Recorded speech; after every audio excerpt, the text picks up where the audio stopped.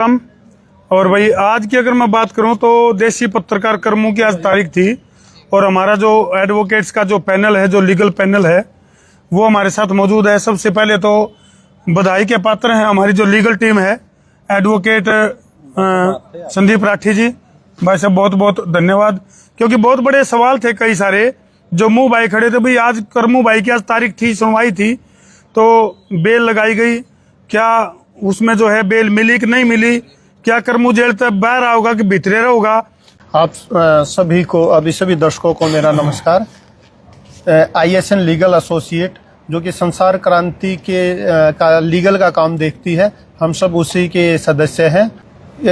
18 तारीख को 178 FIR दर्ज की गई थी जो विभिन्न धाराओं में थी, कुछ IT के एक्ट के भी थे उसमें 19 तारीख को करमू जी को बुलाया गया था और 20 तारीख को इनको अरेस्ट डाली गई इनकी और 21 तारीख को इनको कोर्ट में पेश किया गया था और पेश करते वक्त उसमें एक 66 FB द्वारा जोड़ी गई थी। आज हमने बेल अप्लाई की थी, आज उस बेल पे आर्गुमेंट थी और आर्गुमेंट के बाद अभी कुछ देर पहले माननीय न्यायालय ने उन्हें जमानत दी गई है 40,000 रुपए के निजी मुचलके पे। ये धारा बनती थी या फिर जानबूझ कर लगाई गई? देखिए, ये धारा बिल्कुल भी नहीं बनती थी और एक फंडामेंटल राइट्स का और एक प्रोसीजर जो होता है उसका कहीं वायलेशन हुआ है, बिल्कुल हुआ है। हमने माननीय न्यायालय में भी ये बात रखी है। उनको पहले नोटिस दिया जाना चाहिए था, उनको बुलाना चाहिए था, उनका रिप्लाई लेना चाहिए था और उसके बाद शायद 66 जो टेररिज्म की है वो तो बिल्कुल भी कहीं भी नहीं बनती थी उसमें, शायद इसीलिए कि एक ज्यादा दिन वो जेल में रह सके, इसी वजह से, इसी मेरी अपना मानना इसी मंशा से धारा लगाई गई थी। कि अभी प्रवीण शर्मा जी हैं जो हमारे साथी हैं, ये आगे ये बताएंगे आपको इस और डिटेल। जी नमस्कार जी वकील साहब। तो वकील साहब किस तरीके से देखते हैं जो ये वाकया हुआ है? सर, इस प्रकार की धाराएं लगाना कहीं ना कहीं ऐसा लगता है कि फोर्थ पिलर ऑफ डेमोक्रेसी के ऊपर आघात पहुंचाना है। कहीं साफ मंशा नहीं थी पुलिस प्रशासन की। अच्छा, खास बात यह है 30-35 लोगों के ऊपर भी पर्चा दर्ज है, लेकिन कर्मों को टारगेट बनाया गया, भाई कर्मों को बिठा लो सब सीधे हो जाएंगे, ऐसी स्थिति बनाई गई। कई बार पुलिस प्रशासन अपनी सीमाओं को लांघ जाता है। जब पुलिस प्रशासन अपनी सीमाओं को लांघ जाता है तो तभी हम अपने राइट्स को लेने के लिए न्यायालय के दरवाजे पर आते हैं जी। और न्यायालय हमेशा ही न्याय करता है, जैसा कि आज हुआ है और करमू बाई की बेल मंजूर हो गई है। तो पुलिस की मंशा जो है वो तो दिखाई दे ही गई। ऐसा देना चाहूंगा जितने भी अपने पत्रकार साथी हैं, क्योंकि देखो कहीं ना कहीं डायरेक्ट इनडायरेक्ट इसमें कौन इन्वॉल्व है, अभी इस चीज का तो हम कोई खुलासा नहीं कर पाएंगे, लेकिन कहीं ना कहीं पत्रकारों की आवाज को दबाने का जो ये प्रयास किया गया है, पत्रकार साथियों से एक अपील मैं जरूर करूंगा कि भाई दबना नहीं है, दबना नहीं है। अगर कहीं भी अन्याय है तो न्यू सोच के अगर भाई करमू भाई को जेल होगी और भाई कोई भी पत्रकार साथी न्यू सोच है अगर भाई अब हमने जस्टिस के लिए आवाज उठानी बंद कर देंगे या फिर घर में दुबक के बैठ जाएंगे या कोना में बैठ जाएंगे, तो या बैठने की जरूरत को नहीं, क्योंकि माननीय न्यायालय के ऊपर पूरा हमें भरोसा है, एडवोकेट्स है, ब्यूरोक्रेट्स है, इनके ऊपर हमने पूरा भरोसा है।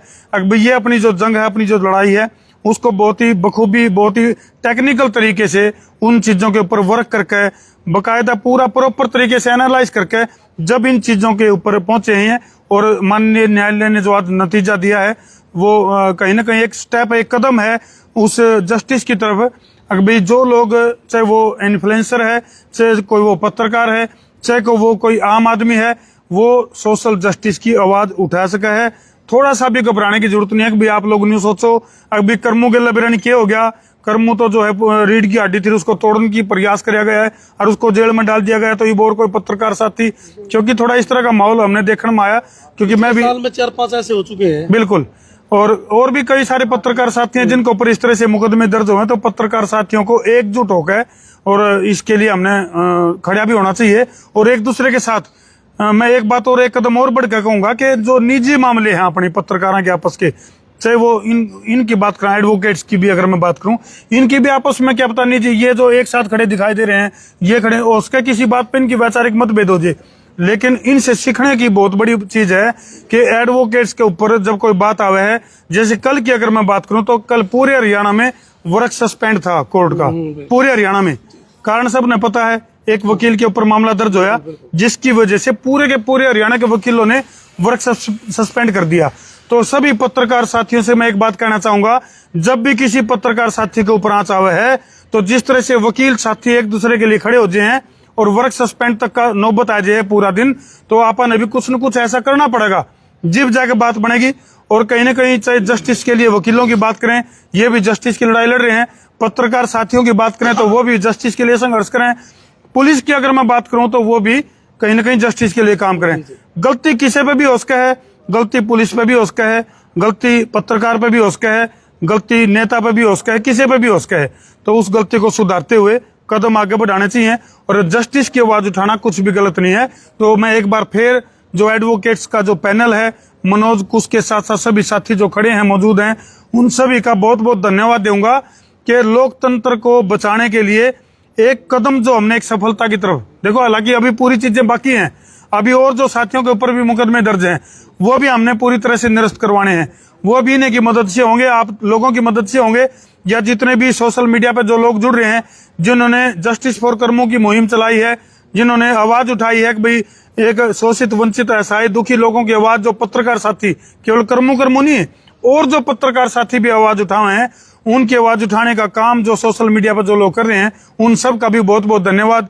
और भाई इस प्रकरण में जिसमें कि कर्मों की गिरफ्तारी हुई थी, मनीषा बिटिया की जो हत्याकांड की गुत्थी अब जो उलझी पड़ी है, तो उसमें जिन लोगों ने भी जस्टिस के लिए डाणी लक्ष्मण में जाके आवाज उठाई, उन सब का भी दिल से धन्यवाद है कि इस मिशन में वो अब तक बढ़ चढ़ कर खड़े रहे।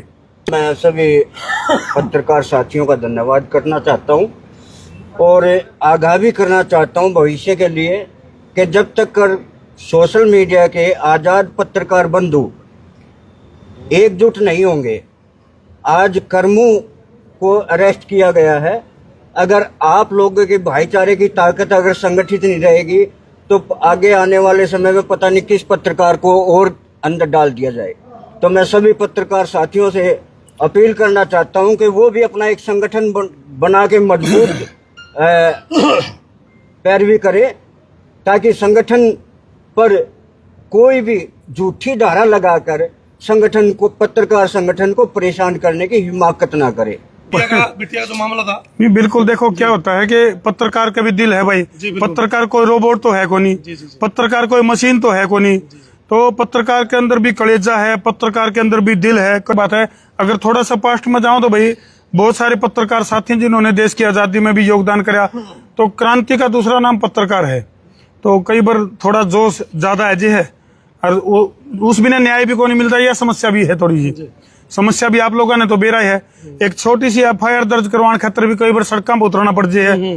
तो बहुत सारी चीजें वो आप लोगों के साथ करेंगे, आप डिस्कस मिल बैठ कर। बहुत सारी लोगों की समस्याएं, छोटी छोटी समस्या खातिर भी बड़े बड़े धरने प्रदर्शन करने पड़ जाए हैं, तो ये भी बहुत बड़ा सवाल है। उस रिहाई का क्या समय रहेगा सर?